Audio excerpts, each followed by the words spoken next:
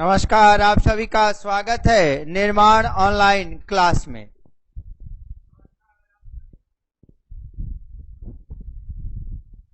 जैसा कि जानते हैं, ऑनलाइन और ऑफलाइन दोनों क्लास चल रहे हैं निर्माण क्लासेज में, और इसमें टेट के, यूपीपी, एसएससी, जीडी सभी बैच के क्लास देने का प्रयास हो रहा है, जिसे आने वाले समय में छात्रों के लिए लाभदायी और कल्याणकारी हो।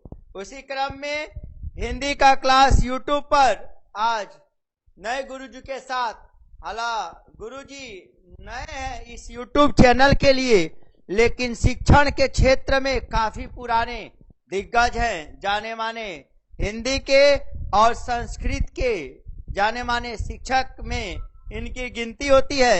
यह हिंदी और संस्कृत को बहुत ही आसान तरीके से श्लोकों के माध्यम से और गायन के माध्यम से अलंकार रस छंद बहुत शानदार तरीके से प्रस्तुत करते हैं। गुरुजी की ये काबिलियत है। मतलब कहने का अर्थ है कि आप लोग अगर पढ़ेंगे तो देखिएगा कि कितनी अच्छा, मतलब ये हिंदी आसानी से समझ आ जाएगी आप लोगों को। तो मैं चाहूंगा वीडियो को अधिक से अधिक शेयर करें और गुरुजी का प्रोत्साहन करें, मनोबल बढ़ाएं, और जिससे कि अपने यूट्यूब चैनल का भी आगे इसका विस्तार हो। और ऑफलाइन चैनल जो, मतलब ऑफलाइन क्लासेस जो चल रहे हैं, टेट, सुपर टेट, उसमें गुरुजी क्लास भी लेते हैं ऑफलाइन में, तो ऑफलाइन में भी आकर आप लोग देखें। और चलिए अब मैं आप लोग को ये बताना चाहूंगा कि गुरुजी का स्वागत करें बहुत अच्छा तरीके से और पढ़ाई का आनंद ले। आज का टॉपिक होगा अलंकार। ध्यान से सुनिएगा, अलंकार, क्योंकि जानते हैं आप लोग अलंकार टॉपिक है जिसमें बहुत सारे ऐसे शब्द आते हैं जिसकी व्याख्या कर पाना साधारण शिक्षकों के बस की बात नहीं है। आइए, अवश्य बात है, गुरुजी एक एक टॉपिक को पढ़ाते हुए, समझाते हुए आपको आगे बढ़ेंगे। तो चलिए अब गुरुजी को लाया जा रहा आप लोग के समक्ष, और हो सकता है कि गुरुजी मतलब थोड़ा सा वैसे हबड़ाएंगे नहीं। गुरुजी यूट्यूब पर ये पहली बार आए हैं गुरुजी, तो आप लोग जानते ही है कि टीवी के सामने आना थोड़ा सा मतलब अलग टाइप का महसूस होता है। हम लोग भी आए थे पहली बार, तो ऐसा लगा था, लेकिन उम्मीद है कि आप लोग जब प्रोत्साहन बढ़ाते रहेंगे तो गुरुजी को ये कमी महसूस नहीं होगी। चलिए स्वागत कीजिए हिंदी के गुरुजी का। माननीय श्री संतोष दीक्षित जी आए हैं आप लोग के बीच, और देखिए कितना अच्छा नाम है। मेरा नाम भी संतोष ही है और गुरुजी का नाम भी संतोष है, और मैं चाहूंगा आने वाले समय में सबको संतोष मिले पढ़ के। तो ठीक है, चलिए अब गुरुजी का क्लास। निर्माण कोचिंग क्लास में आप सभी का हम हार्दिक वंदन एवं अभिनंदन करते हैं। आइए आप अलंकार को एक नए रूप में देखें।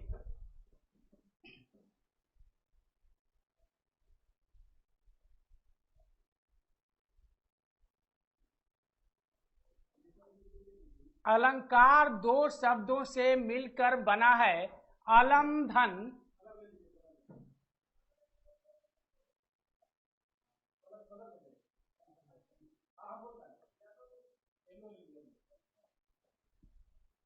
अलंकार दो शब्दों से मिलकर बना है, अलम धन कार।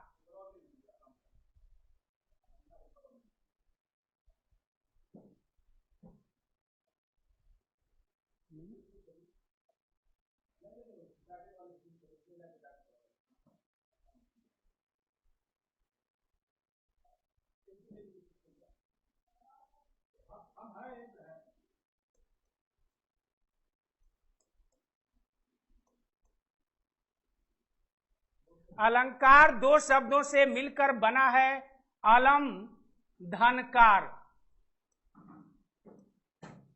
अलम का अर्थ होता है आभूषण,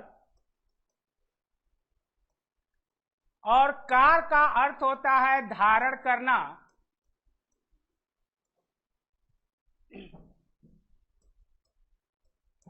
इस प्रकार अलंकार दो शब्दों से जब पूछा जाए कि अलंकार किन दो शब्दों से मिलकर बना है, तो अलम धन कार यानी आभूषण। यदि ये पूछा जाए कि आभूषण का अर्थ क्या है, तो अलम हम कहेंगे यहां हम देखें आचार्य दंडी ने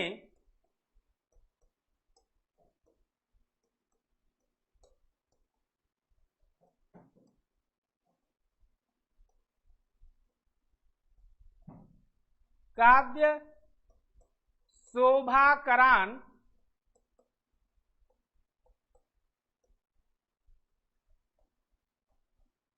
धर्माकरान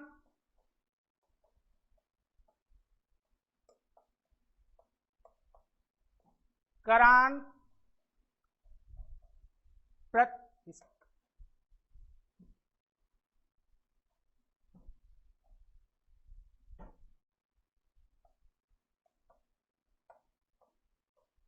अर्थात काव्य की सौंदर्यता बढ़ाने वाले धर्मों को अलंकार कहते हैं।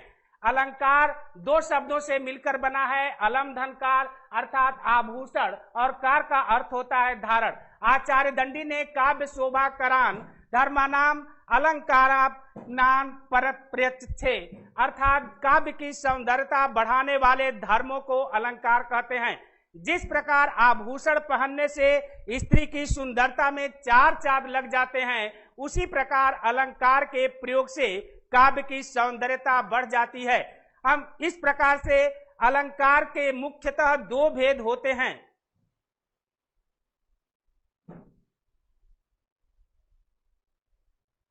पहला, आइए देखें अलंकार के दो भेद। पहला आपका होता है अनुप्रास अलंकार, दूसरा होता है आपका यमक अलंकार, तीसरा होता है श्लेष अलंकार, चौथा होता है पुनरुक्ति प्रकाश अलंकार,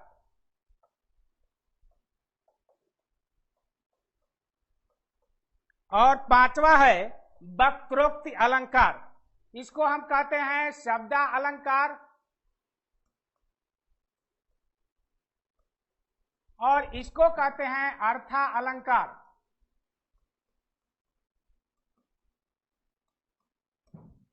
इसमें आपका है वक्रोक्ति अलंकार।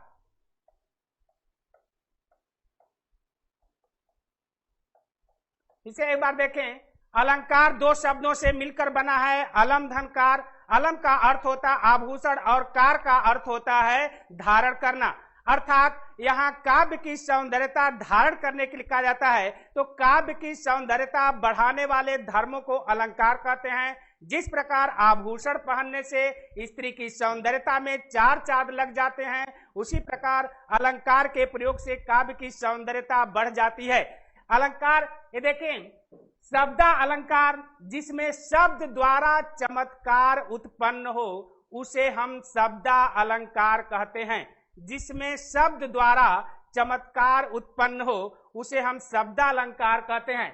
आपको एक चीज हमेशा ध्यान देना चाहिए कि इसमें केवल एक का ही, चाहे वह वर्ण या एक शब्द का ही इसमें केवल वर्णन होता है, और अर्थालंकार में यानी दो शब्दों में तुलनात्मक होता है। इसलिए यह अर्थ द्वारा चमत्कार जिसमें उत्पन्न किया जाता है उसे अर्थालंकार कहते हैं। अनुप्रास अलंकार देखें।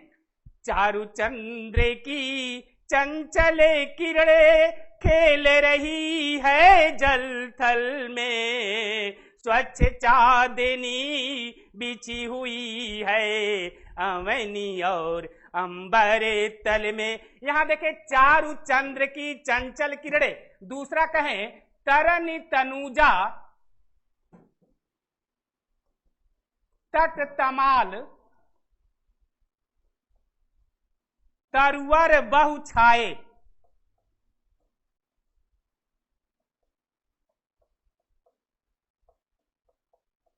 यहां आप देखें तरनी तनुजा तट तमाल तरवर, अर्थात जहां एक ही वर्ण या अक्षर की आवृत्ति होती है, जहां एक वर्ण और अक्षर में अंतर होता है। वर्ण जो ये अक्षर जो होते हैं या अक्षर, तो इसमें आप यदि करें तो एक तरनी, और वर्णों का जब विच्छेद करते हैं तो एक तो धन अ र धन अ,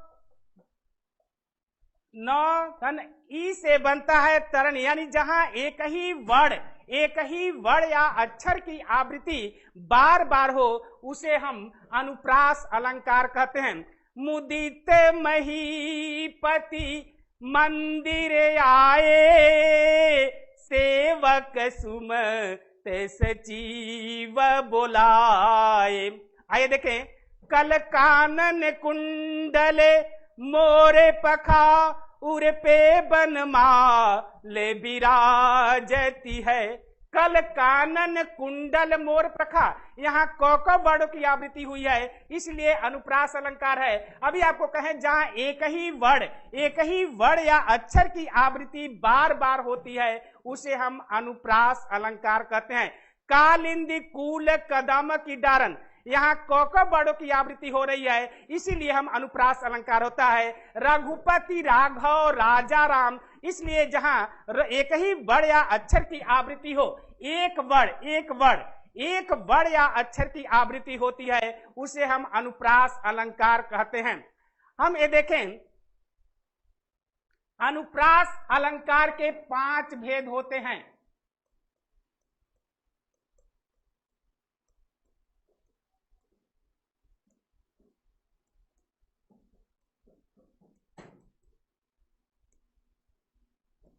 अनुप्रास अलंकार के ये 5 भेद होते हैं। पहला आपका होता है छेका अनुप्रास,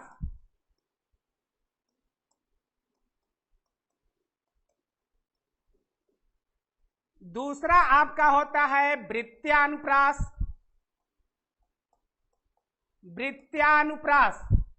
तीसरा आपका होता है लटानुप्रास,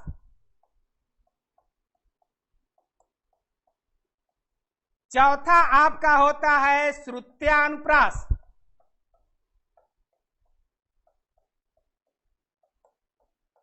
और 5वां आपका होता है, यह आपका अंतिम जो होता है, अनत्यानुप्रास। इसमें ध्यान दीजिएगा, पहले ही आपको बताए हैं कि अनुप्रास अलंकार में जहां वर्णों या अक्षरों एक ही वर्ण या अक्षर की आवृत्ति होती है उसे हम अनुप्रास अलंकार कहते हैं। यानी शब्द अलंकार में हमेशा यह ध्यान देना है कि एक वर्ण एक शब्द का केवल इसमें प्रयोग होता है, एक वर्ण एक शब्द। अनुप्रास अलंकार में केवल वर्णों को देखा जाता है। अनुप्रास अलंकार के 5 भेद होते हैं। छेका अनुप्रास, जहां एक वर्ण एक से अधिक बार आए उसे हम छेका अनुप्रास कहते हैं। जहां एक वर्ण एक से अधिक बार आए, जैसे बंदव गुरु पद पदुम परागा, सुरचि सुवा सरसी अनुरागा, अमिय मूरी मैं चूरन चारू, समन सकल भैरुज परिवारु। अमीय मूरी मैं चूरन चारू, देखिए अमीय मूरी मैं चूरन चारू, सकल समन सकल भय रुज परिवारु। यहां कहे हैं जहां एक वर्ण एक से अधिक बार आए, अ म य च, यानी आप देखें स, तो एक वर्ण एक से अधिक बार आए उसे हम छेकानुप्रास कहते हैं। जहां एक वर्ण एक से अधिक बार आए, एक वर्ण एक से अधिक बार आए उसे हम छेकानुप्रास कहते हैं। तो यहाँ आप देखें र वर्णों की जो आवृत्ति हो रही है, तो एक ही वर्ण की यदि आवृत्ति होती है उसे हम छेकानुप्रास कहते हैं। आइए देखें वृत्त्यानुप्रास। वृत्त्यानुप्रास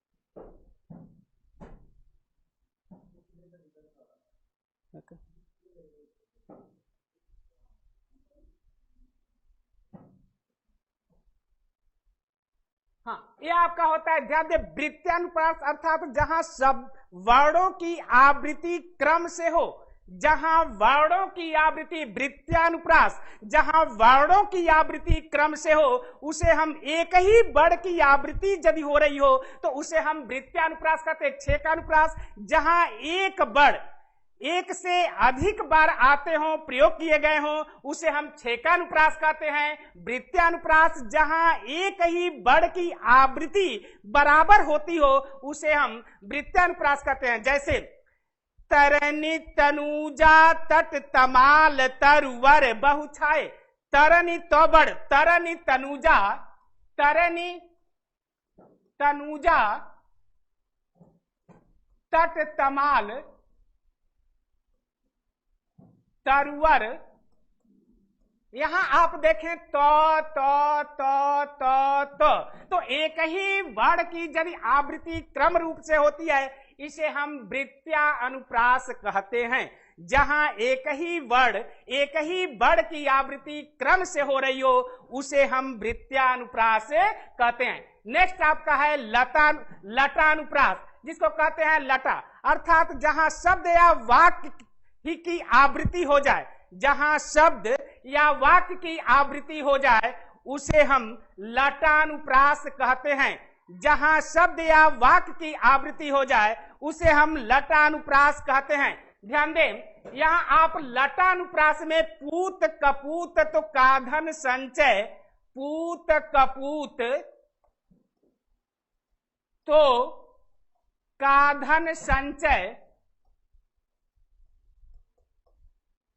पूत सपूत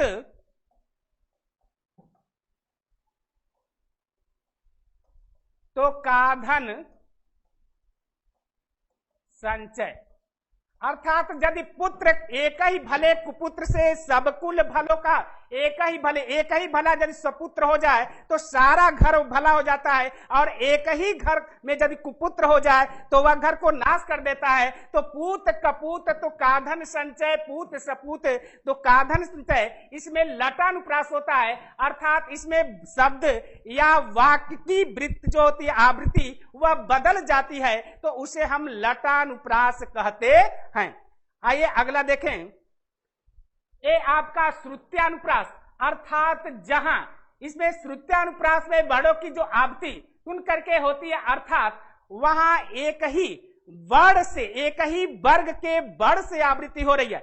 जहां एक ही वर्ग या वर्ण से उसकी आवृत्ति होती है, उसे हम श्रुत्यानुप्रास कहते हैं। जहां एक ही, जैसे तो वर्ण से यहां हो रहा है कि यहां देखें, तो वर्ण से आवृत्ति होने के कारण दीनांत था, कैसे होगा इससे?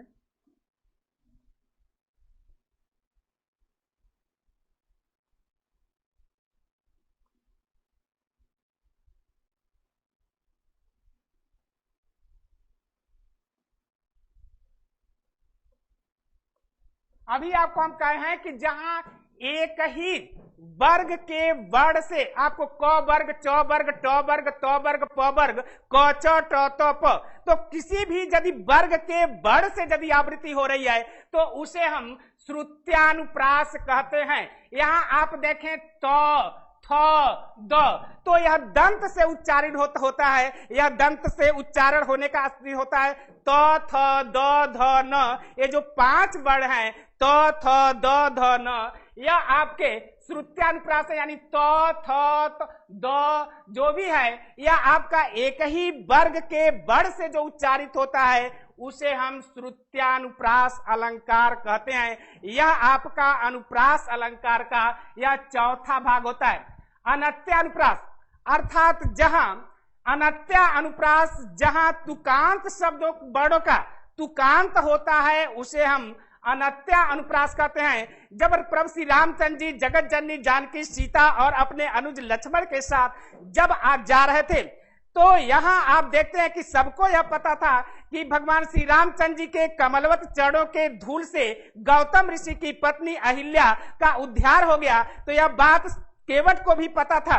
तो प्रभु श्री रामचंद्र जी जब नाव मांग रहे थे, तो उस समय यहाँ जो गोस्वामी तुलसीदास जी ने लिखा है, उसको यह आपका अनत्या अनुप्रास, मांगी नावन केवट आना, कही तुम्हारे मरमु मैं जाना।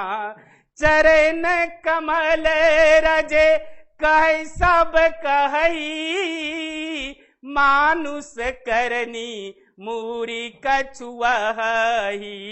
चुवत सिला भई नारी सुहाई, पाहन ते न काटे कठिनाई।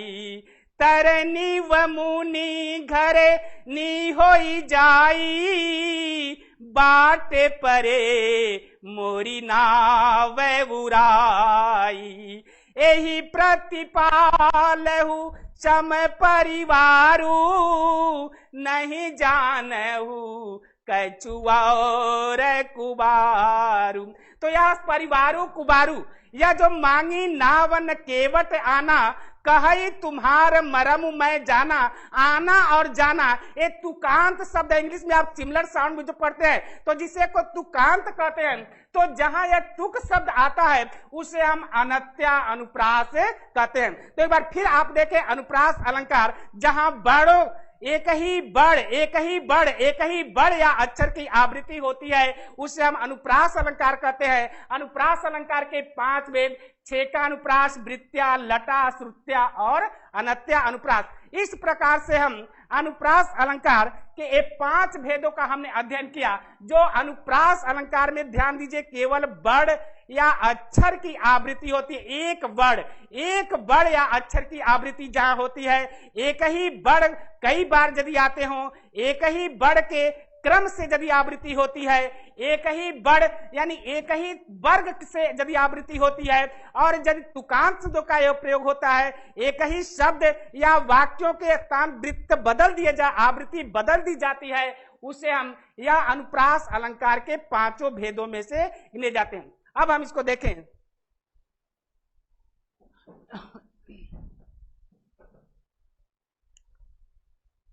दूसरा आपका है यमक अलंकार।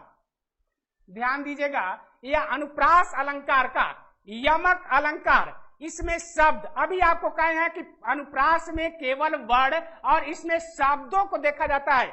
ध्यान दीजिए, वह शब्द पुनि पुनि परे अर्थ भिन्न नहीं भिन्न, वह शब्द पुनि पुनि परे अर्थ भिन्न नहीं भिन्न। जहां शब्दों की आवृत्ति हो, एक शब्द एक से अधिक बार आए और अर्थ भिन्न भिन्न हो, उसे हम यमक अलंकार कहते हैं। यमक अलंकार वह शब्द पुनि पुनि परे अर्थ भिन्न नहीं भिन्न, जहां एक शब्द एक से अधिक बार आए और अर्थ अलग अलग होता हो, उसे हम यमक अलंकार कहते हैं। आइए देखें, कनक कनक ते 100 गुनी, मादकताय अधिकाय, वा खाए बौराय जग, वा पाए बौराय।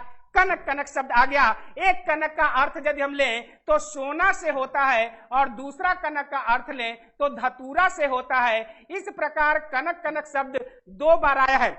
जेते तुम तारे ते नभ में न तारे हैं, यहाँ तारे तारे शब्द आ गया। तो यहाँ एक तारे का अर्थ होता है नक्षत्र या ग्रह से, और एक तारे का अर्थ होता है तारण करना, उद्धार करना। तो जेते तुम हे प्रभु, आपने जितने पतितों का पापियों का तारण किया, उतने आकाश में तारे नहीं हैं। कहे कभी बेनी बेनी ब्याल की चुराई लेनी, कहे कभी बेनी बेनी ब्याल की चुराई लेनी। यहाँ बेनी बेनी शब्द आ गया। बेनी बेनी बेनी शब्द आ गया। एक बेनी का अर्थ होता है कवि का नाम, और दूसरे बेनी का अर्थ होता है, एक बेनी का अर्थ होता है कवि का नाम और दूसरे बेनी का अर्थ होता है चोटी। इस प्रकार से इसमें आप देखें कनक, इसमें यमक अलंकार के बहुत सारे उदाहरण हैं। उधव जोग जोग हम नाही, माला फेरत जुग भया, फिरान मन का फेरे, कर काया पाडारी दे, मन का फेर। यहाँ आप देखें मन का एक होता है मन का और दूसरे होता है मन का माला। अर्थात यहाँ पर जब एक शब्द एक से अधिक बार आए उसे हम यमक अलंकार कहते हैं। आइए देखें, तू मोहन के उर्वशी वह उर्वशी समान, उर्वशी यानी हृदय में बसी, और इस प्रकार एक उर्वशी अप्सरा का जो नाम होता है उसे हम उर्वशी कहते हैं। तो यमक अलंकार जहां एक शब्द एक से अधिक बार आए और अर्थ अलग अलग हो उसे हम यमक अलंकार कहते हैं। ठीक है, कबीरा सोई पीर है जो जाने सो पीर, यहाँ पीर शब्द दो बार आ गया। एक पीर का अर्थ होता है फकीर और दूसरे पीर का अर्थ होता है पीड़ा या कष्ट। इस प्रकार से पीर शब्द आ जाने से यहाँ यमक अलंकार होता है। आइए देखें, मान सरोवर शुभर जले हंसा केली कराही, मुक्ता फल मुक्ता चुंगे अब उड़ियन तन जाए। मुक्ता फल मुक्ता चुंगे, एक मुक्ता माने होता है मोती और दूसरे मुक्ता माने होता है मोक्ष। अर्थात इस प्रकार से जहां एक शब्द एक से अधिक बार आए और अर्थ अलग अलग हो, यमक अलंकार में हमेशा यह ध्यान दीजिएगा, एक शब्द एक से अधिक बार आए और अर्थ अलग अलग हो उसे हम यमक अलंकार कहते हैं। आइए अगला देखें,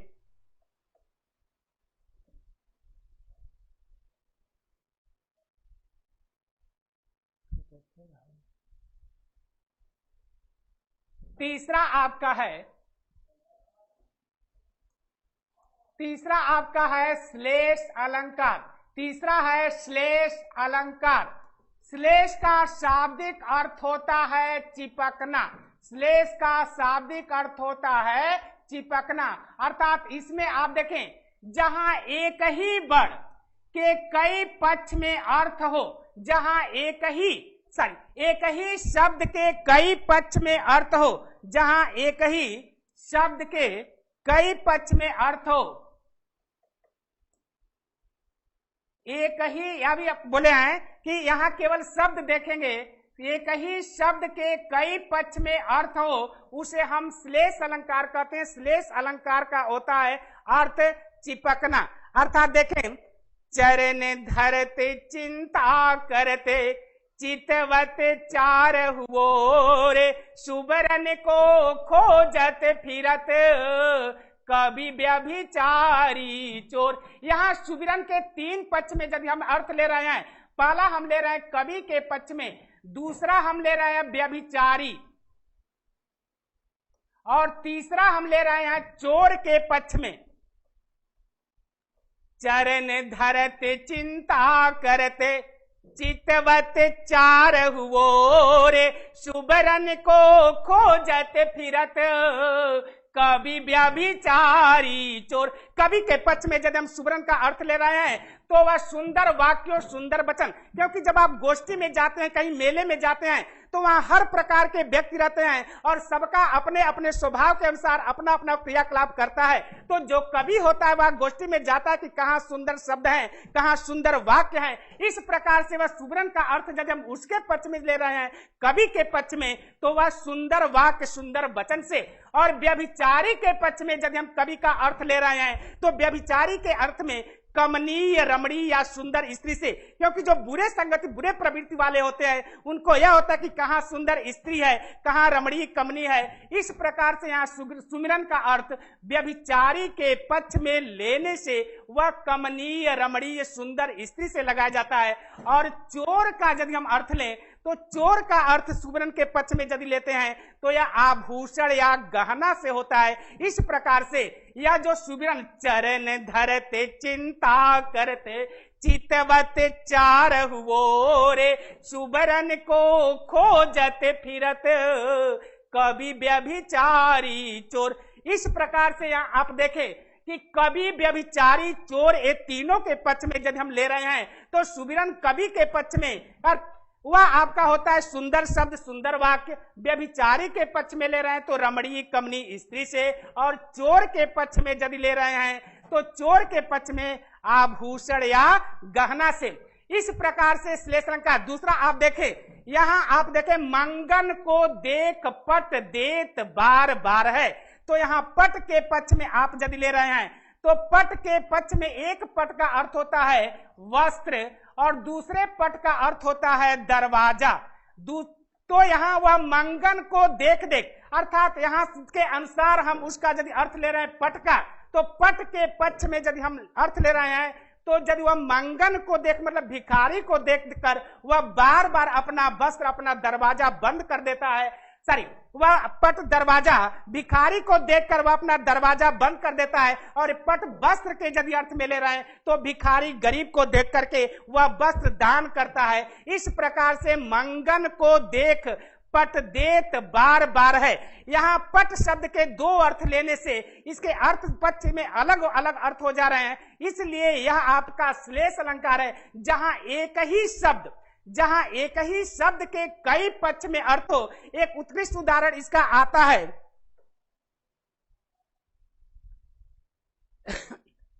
पानी, रहीमन पानी राखिए बिन पानी सब सून, पानी गए न उबरे मोती मान से चून। यहाँ पानी का यदि हम पक्ष में अर्थ ले रहे हैं तो देखिए पानी के पक्ष में यदि हम अर्थ ले रहे हैं तो मानुष, रहीमन पानी राखिए बिन पानी सब सून, पानी गए न उबरे मोती मानुष से चून। यहाँ पानी का यदि हम अर्थ ले रहे हैं तो तीन इसके पक्ष में पानी का अलग अलग अर्थ हो जाएगा। यदि मोती के पक्ष में ले तो मोती में कांति या चमक नहीं होगा, तो कोई उस मोती को ग्रहण नहीं करेगा, कोई उसका क्रय नहीं करेगा। इसलिए मोती के पक्ष में पानी का अर्थ जो होता है चमक से होता है। और इस प्रकार मनुष्य के पक्ष में यदि उसका इज्जत प्रतिष्ठा सम्मान न हो तो मनुष्य का जीवन बेकार है। इसलिए मनुष्य के पक्ष में यदि ले रहे हैं तो वह उसका प्रतिष्ठा या इज्जत से होता है। और चून के अर्थ में यदि ले रहे हैं तो वह जल के पक्ष में होता है। चून के पक्ष में यदि ले रहे हैं तो वह जल के पक्ष में होता है। चूना चूना आप देखे होंगे लोग कहते हैं चूना चूना, तो चून के पक्ष में यह जल होता है। इस प्रकार से यह करें कि रहीमन पानी राखिए बिन पानी सब सून, पानी गए न उबरे मोती मान से चून। यानी मोती के पक्ष में हम ले रहे हैं तो वहां मोती मतलब चमक से, और मनुष्य के पक्ष में ले रहे हैं तो प्रतिष्ठा या इज्जत से, और चून के पक्ष में यदि ले रहे हैं तो इस प्रकार से आप जल के पक्ष में आइए देखें, गुण तेले तेरहीम गुण सलिल कूप से काढ़े, कूप से कहूं होत है मन काहू को बाढ़। गुण तेले तेरहीम गुण सलिल कूप से काढ़ी, कूप से कहूं होत है मन काहू को बाढ़। तो यहाँ गुण का अर्थ यदि लें तो रस्सी से, और इस प्रकार से यहाँ एक ही गुण, तो यहाँ गुण के पक्ष में यदि रस्सी और गुण से यदि लेते हैं तो इस प्रकार से यह आपका गुण के दो पक्ष में गुण या रस्सी से यदि हम ले रहे हैं तो यह आपका जो होता है वह श्लेष अलंकार होता है। एक और देखें, पूत कपूत, यहाँ आप देखें बाड़े उजियारो करे बड़े अंधेरो हो, तो इस प्रकार से जो पूत होता है वह बाढ़े उजियारे करो बड़े अंधेरे हो। तो बाढ़े अर्थात बचपन में वह यदि निकल जाए और उसे यदि कहा जाए कि बढ़ा दिया जाए तो कम हो जाता है, और बड़े अंधेरे हो बढ़ने पर वह बुझ जाता है। तो इस प्रकार से यहाँ बाढ़े और उजी, ठीक है, अर्थ इसका लगाया जाता है। नेक्स्ट आपका होता है वक्रोक्ति अलंकार।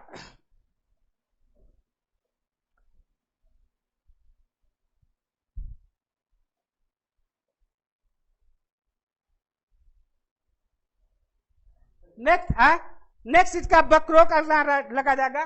ध्यान दें, क्या करें, वक्रोक्ति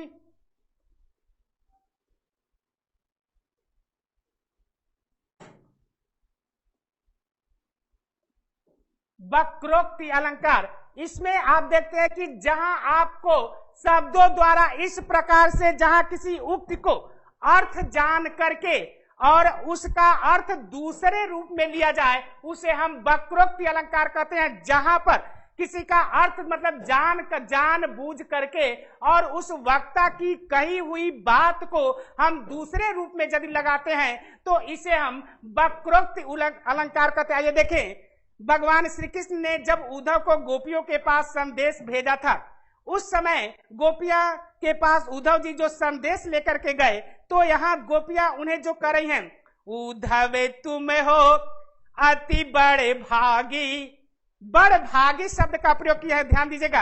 अर्थात वक्ता की बात को दूसरे के यदि अर्थ में प्रयोग किए जाते हैं तो वह आपका वक्रोक्ति अलंकार होता है। इसको देखें, गोपियां कैसे उद्धव जी की बातों को वह जानबूझ करके दूसरे रूप में प्रयोग कर रही हैं। उद्धव तुम हो अति बड़े भागी, अपरस रहते स्नेह तगाते, नाहिन मन अनुरागी, पुरैन पाते रहत जल भीतरे, तारस देहन दागी, जौ जल माही तेल की गागरी, बूदन तासो लागी, प्रीति नदी में पावन बोरियो, दृष्टि न रूप परागी, सूर्यदास अबला हम भोरी, गुर चाटी ज्यों पागी। यहाँ आप देखें, बकरो उद्धव तुम हो अति बड़ भागी,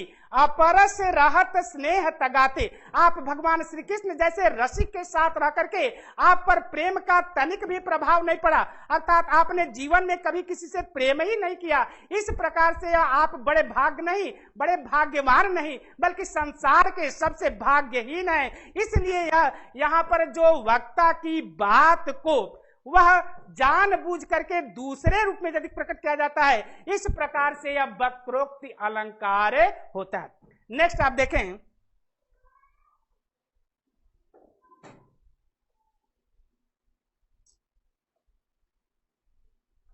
यह आपका होता है पुनरुक्ति प्रकाश अलंकार। लास्ट आपका है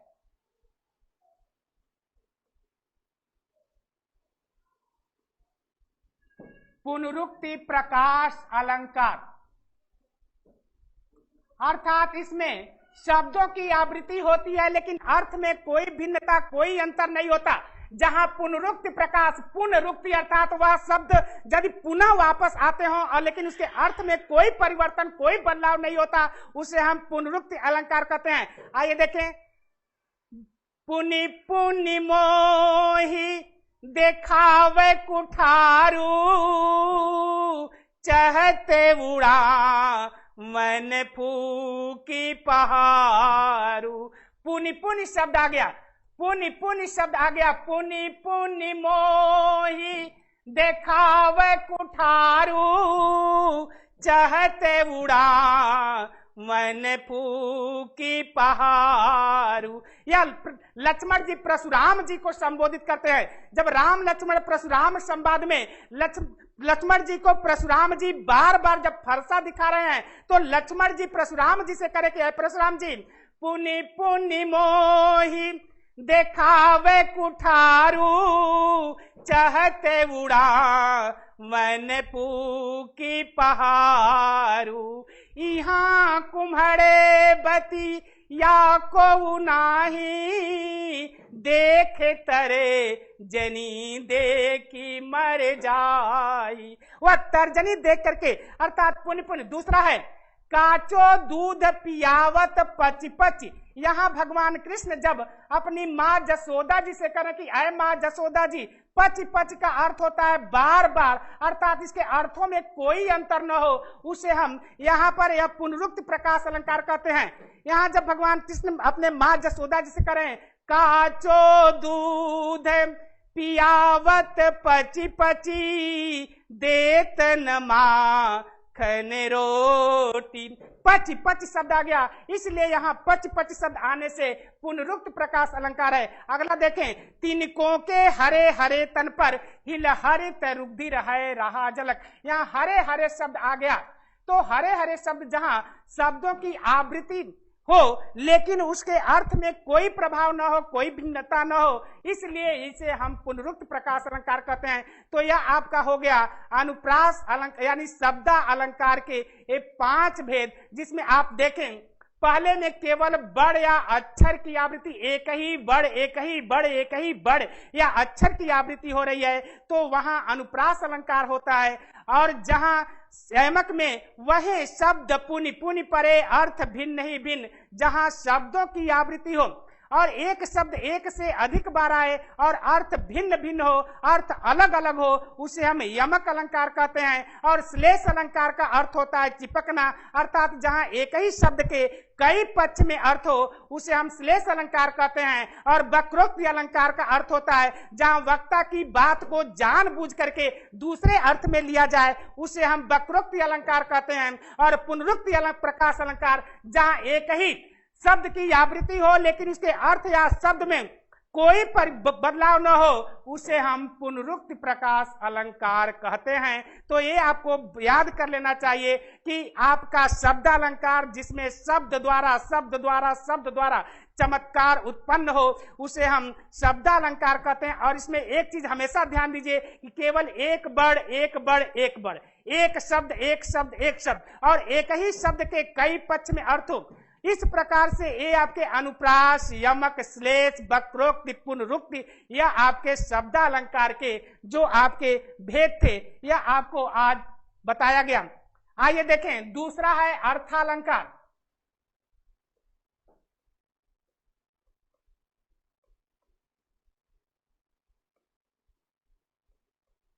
अर्थालंकार के ये जो भेद होते हैं, पहला हम इसको लें रूपक,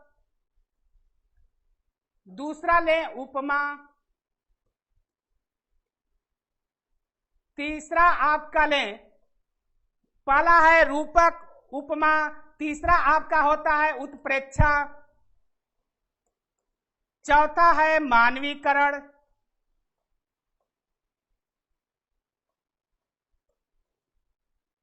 पांचवा है अतिशयोक्ति अलंकार,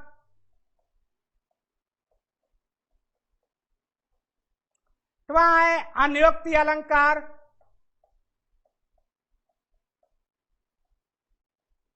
है दृष्टांत अलंकार,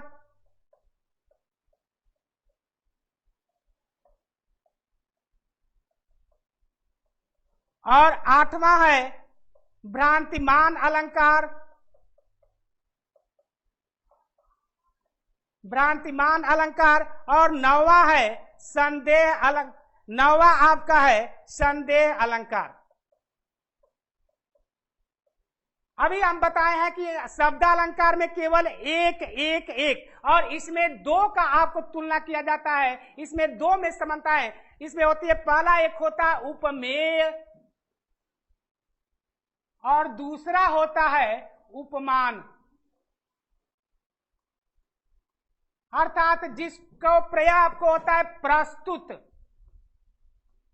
और यह होता है अप्रस्तुत,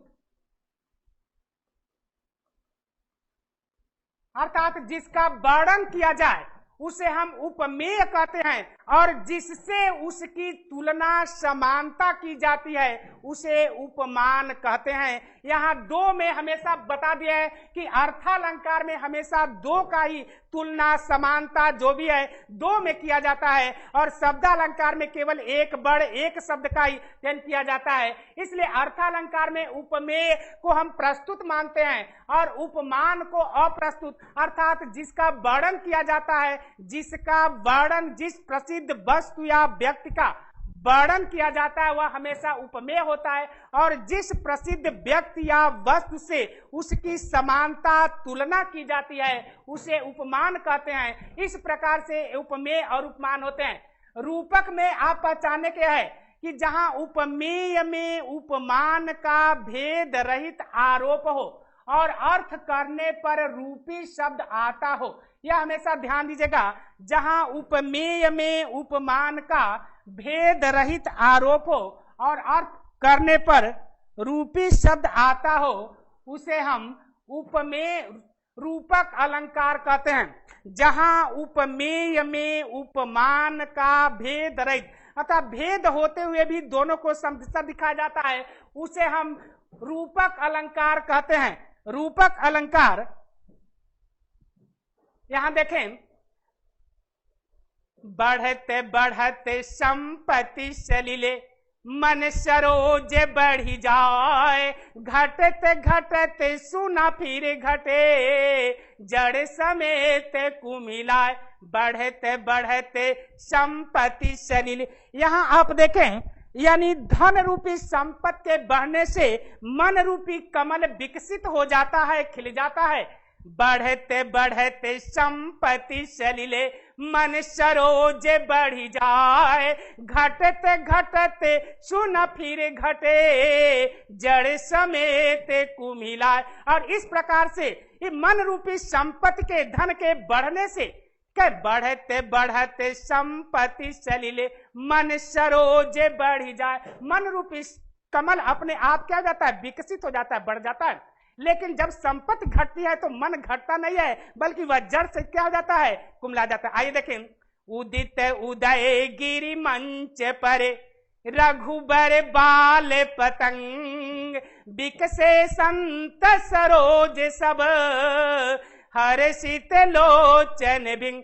उदित उदय गिरि मंच पर यानी उदयाचल गिरी पर्वत पर जैसे ही बाल श्री राम रूपी सूर्य का उदय होता है, वैसे सारे संत रूपी कमल खिल जाते हैं और उनके नेत्र रूपी भौरे हर्षित हो जाते हैं। इस प्रकार से देखें, माया दीपक नर पतंग भ्रमी भ्रमी इवै पड़न, कह कबीर गुरु ज्ञान थे एक याद उबरन। माया रूपी दीपक में मनुष्य रूपी पतंग, तो यहाँ माया दीपक नर पतंग खिले हजारों फूल तुम्हारे नयनों के आकाश में, अर्थात तुम्हारे नेत्र रूपी आकाश में हजारों फूल खिले हुए। तो जहां अर्थ करने पर रूपी शब्द आता हो वहां पर रूपक अलंकार होता है। जहां अर्थ करने पर रूपी शब्द आता हो उसे हम रूपक अलंकार कहते हैं। तो बहुत सारे उदाहरण है रूपक अलंकार के, जैसे इसे हम जब लें तो अर्थ करने पर जब रूपी शब्द आता, मैं तो चंद्र खिलौं ना ले हो, ऐ मां मैं चंद्रमा रूपी खिलौना लूंगा। बन सारदि चंद्रिका चादर ओढ़े लसे समलंकृत कैसे भले, बन सारदि चंद्रिका चादर ओढ़े।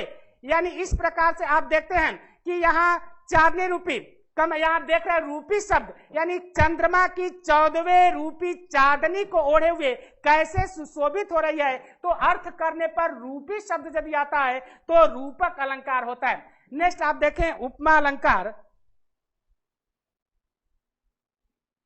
उपमा अलंकार के 4 भेद 4 अंग होते हैं। पहला होता है उपमेय,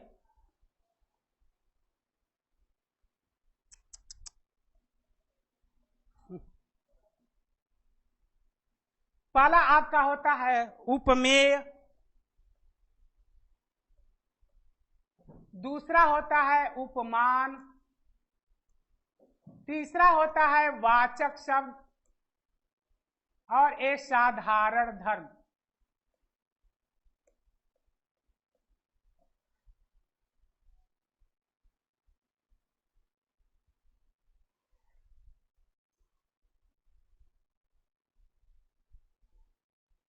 चल रहा है जी। साधारण धर्म, फिर से देखें, उपमा अलंकार के 4 अंग 4 भेद होते हैं। यह आपका होता है उपमेय, उपमान, वाचक शब्द और साधारण धर्म। इसको सीधा पहचानने का तरीका है समसी सीकर सरिस समाना। सम सी सीकर सरिस समाना, यह आपका पहचानने का तरीका है समसी सीकर सरी से समाना। या उपमेय आप देखें, उपमेय जहां उपमा में समसी सीकर सरी समाना ये वाचक शब्द यदि आते हो तो समझिए उपमा उपमेय अर्थात जो प्रस्तुत होता है, उपमान अर्थात जिससे उसकी समानता की जाती है जिस प्रसिद्ध वस्तु या व्यक्ति से, वह उपमान। वाचक शब्द, ये आपके वाचक शब्द हैं, इसमें सा भी आता है, से भी आता है, तो ठीक है, सो भी आता है, या आपके आदि जो होते हैं उपमा अलंकार को सीधे जहां भी समसी सीकर अर्थात इसको आने के पहले बढ़ के आगे योजक चिन्ह जरूर रहता है, इसका ध्यान दे। यदि बढ़ मतलब लिखा हो समसी सीकर सरिस समाना, या इसको बढ़ के आगे मतलब ये योजक चिन्ह लिखने के बाद लिखा रहता है, उसे हम उपमा अलंकार कहते हैं। साधारण धर्म या साधारण गुण दोनों में जो समानता पाई जाती है उसे हम साधारण धर्म या वाचक शब्द कहते हैं। आइए देखें, यहाँ परशुराम जी कह रहे हैं, लक्ष्मण जी परशुराम जी को कह रहे हैं, कोटि कुली से समय बचन तुम्हारा, व्यर्थ धरे हूँ धनुबान कुठारा। यहाँ सम शब्द आ गया, कोटि कुली से समय बचन तुम्हारा, व्यर्थ धरे हूँ धनुबान कुठारा। ठीक है, वह जिंदगी क्या जिंदगी जो सिर्फ पानी सी बही, तो यहाँ सी शब्द आ गया। तो असंख्य कीर्ति रश्मिया विदीर्ण दिव्य दासी, यहाँ सी शब्द आ गया, तो यह आपका उपमा अलंकार होता है। इसका सबसे जो होता है उदाहरण आइए देखें, इसको हम करें, पीपर पात सरिस मन डोला। यह आपके पीपर पात, यह आपका क्या है, उपमान है। यह आपका मन जो है वह उपमेय है, और दोनों में जो समान गुण जो पाए जाते हैं, अभी कहा जाता है साधारण धर्म, तो दोनों में जो समान गुण अर्थात पीपल का पत्ता भी बिना हवा का हिलता है और मन तो चंचल ही रहता है, वह तो कभी स्थिर रहता ही नहीं है। इस प्रकार से यह डोला जो शब्द है वह आपका साधारण धर्म, जिसको कहते हैं साधारण गुण भी कह सकते हैं, और ये सरिस शब्द जो है यह आपका वाचक शब्द है। तो इस प्रकार से यह उत्कृष्ट उदाहरण बहुत पूछे जाते हैं कि इसमें कौन सा अलंकार है, तो सीधे पहचानिए, जहां समसी सीकर सरिस समाना शब्द यदि आ जाए तो उसे हम उपमा अलंकार कहते हैं। जहां यह आपके उपमा अलंकार जहां समान गुण धर्म दशा आदि के आधार पर समानता दिखाई जाए, उपमा और उपमेय में समान गुण धर्म के आधार पर समानता दिखाई जाती है, उसे हम उपमा अलंकार, इसके पूर्वोपमा है। और जहां किसी एक का होता है हाथी सा टीला, तो इसमें आप देखें हाथी भी है, टीला भी है, सा है, लेकिन इसमें जो साधारण धर्म है वह नहीं है, इसलिए इसको लोलुपमा अलंकार कहते हैं। तो इस प्रकार से उपमा अलंकार के ये भेद हो गए। उपमा अलंकार की ये परिभाषा नेक्स्ट आपका है,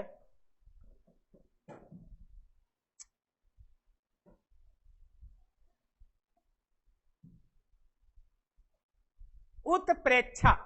जहां उपमेय में उपमान की, जहां उपमेय में उपमान की संभावना प्रकट की जाए, जहां उपमेय में उपमान की संभावना प्रकट की जाए वहां उत्प्रेक्षा अलंकार होता है। जैसे आप देखें, सोहत ओढ़े पीत पट श्याम सलोने गात, सोहत ओढ़े पीत पट श्याम सलोने गात, पीत पट श्याम सलोने गात, मनो नीलमणि, मनो नीलमणि शैल पर, शैल ऐसे भी लिखा जा सकता है, और वो भी आपका होता है नीलमणि शैल पर आतप परयो प्रभात। यहां आप देखें सोहत ओढ़े पीत पट या पीत पट है, और इस प्रकार से यह करा आतप पड़ो। यहाँ नीलमणि शैल है और भगवान श्री कृष्ण का सावला सलोना शरीर है।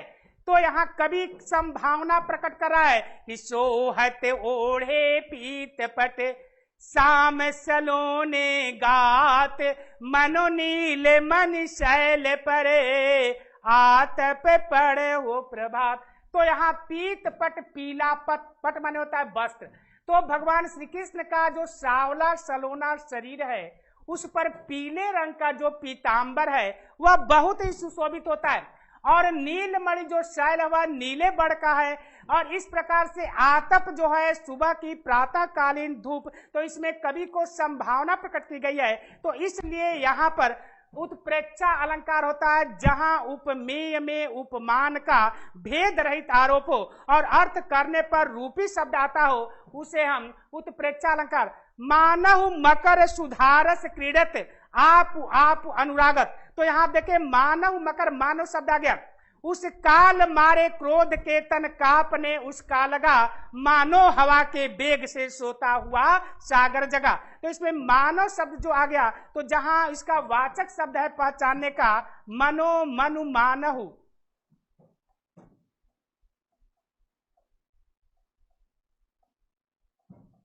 जनो जनु जानव, ये जो शब्द आते हैं जनो जनु जानव, ज्यों भी शब्द यदि आते हों तो इस प्रकार से ये जो होते हैं वह आपका उत्प्रेक्षा अलंकार का प्रयोग होता है। यहाँ पर आप देखें कि जो उत्प्रेक्षा अलंकार जहां करा कि उपमेय में उपमान की संभावना प्रकट की जाए उसे हम उत्प्रेक्षा अलंकार कहते हैं। नेक्स्ट आपका है मानवीकरण अलंकार।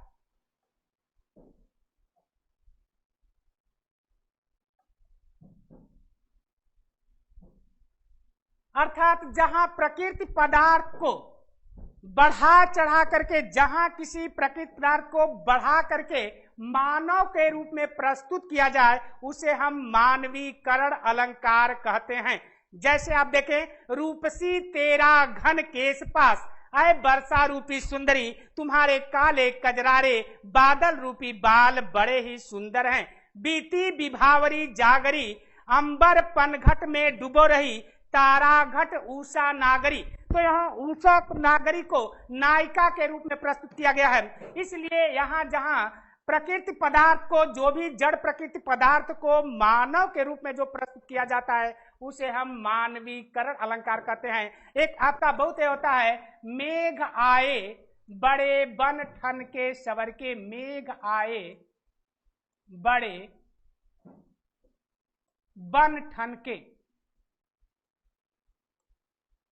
तो इसका आकाश रूपी ससुराल में बादल रूपी पाहुन बड़े ही सज धज कर सवर कर आए हैं। तो बादल को यहाँ पाहुन दामाद के रूप में प्रस्तुत किया गया है, अर्थात मानव का जब रूप प्रस्तुत किया गया है तो इसे हम मानवीकरण अलंकार कहते हैं। तो इस प्रकार जहाँ जड़ प्रकृति पदार्थ को मानव के रूप में प्रस्तुत किया जाए उसे हम मानवीकरण अलंकार कहते हैं। अतिशयोक्ति अलंकार ये आपका है,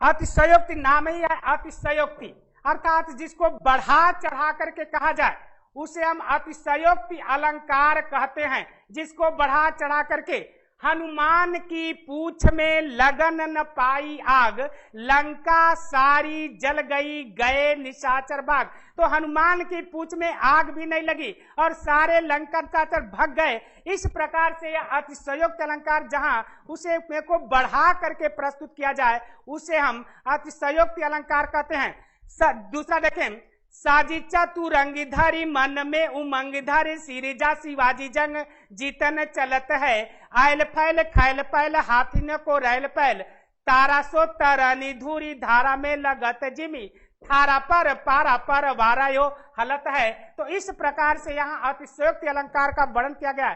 तो जहाँ बढ़ा चढ़ा करके किसी बात को प्रस्तुत किया जाए उसे हम अतिशयोक्ति अलंकार कहते हैं। आइए नेक्स्ट देखें, अनियोक्ति अलंकार, जैसे अन्य धन उक्ति, अर्थात कहा किसी और को जाता है और इस प्रकार से यह बात किसी और के माध्यम से कही जाती है, उसे हम अनियोक्ति अलंकार कहते हैं। जैसे यहाँ पर आप देखें, यह कहा जाए कि अनियोक्ति अलंकार मतलब इसका होता अन्य धन उक्ति, दूसरों को कही, वे न इहा नागर बढ़्यो जी आदर ते आब अन फुल्यो फुल्यो भलो गवई गाँव गुलाब। है गुलाब का फूल, तुम्हारा इन गवारों बीच के भी खिलना और न खिलना दोनों बराबर है, अर्थात तुम्हारा यहाँ कोई कद्र करने वाला नहीं है। तो इस प्रकार से यह अन्य दूसरे को कही गई जो उक्ति होती है उसे हम अनियोक्ति अलंकार कहते हैं। नेक्स्ट है आपका दृष्टांत अलंकार, अर्थात दृष्टांत अलंकार में यदि किसी की बात को कह करके कोई बात कही गई हो और उसका उदाहरण द्वारा जो पुष्टि किया जाता है उसे हम दृष्टांत अलंकार कहते हैं। यहाँ आप देखें अनियोक्ति का एक उदाहरण कि राजा जय सिंह जब अपनी पत्नी के प्रेम पास में लिप्त थे, सारा राजकाज अस्त व्यस्त हो गया था। तो इस प्रकार बिहारी जी ने जो उन्हें कविता लिखी है यह अनियोक्ति का है। नहीं परागे नहीं मधुरे मधु नहीं विकास एहि काल अली कली ही सो विधो आगे कौन हवाल। तो इसमें उस फूल और भौरे के माध्यम से राजा जय सिंह को सचेत किया गया है, तो यह आपका अनियोक्ति अलंकार होता है। आगे देखें, दूसरा है दृष्टांत अलंकार। दृष्टांत अलंकार में जहां कोई बात कहने के लिए पुष्टि के उदाहरण के द्वारा जो हम प्रस्तुत करते हैं उसे हम दृष्टांत अलंकार कहते हैं। यहाँ आप देखें, ऊंचे कुल का जन्मिया जे करड़ी ऊंचन होए सुबरन सुर कल से भरा साधु निंदा सोए। या हम ये कहें कि बड़े खानदान में जन्म लेने से कोई बड़ा नहीं रहता। आगे देखें, माटी कहे कुम्हार से तू क्यों रो दे मो, माटी कहे कुम्हार से तू क्यों रो दे मो, एक दिन ऐसा आएगा मैं रो दूंगी। तो इसमें यह कहा जाए कि जब हम किसी के मतलब पुष्टि द्वारा उसको हम कर रहे हैं कि हमें ऐसे को नहीं रखना चाहिए जो हमारे तुच्छ हो, हमसे कमजोर हो, इस प्रकार के व्यक्तियों को, या इस प्रकार ऊंचे खानदान में जन्म लेने मात्र से व्यक्ति ऊंचा नहीं होता, तो इसको हम दृष्टांत के माध्यम से किसी की बात को हम रखने के लिए जो प्रयोग करते हैं उसे हम दृष्टांत अलंकार कहते हैं।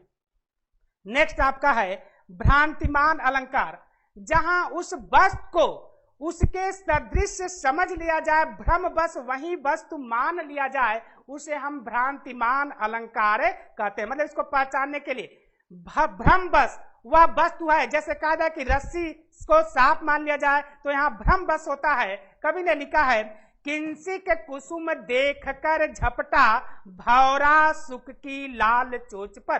ध्यान दीजिएगा, किंसी के कुसुम देख कर झपटा भौरा सुख की लाल चोच पर, तोते ने तब चंचु चलाई जामुन का फल उसे समझकर।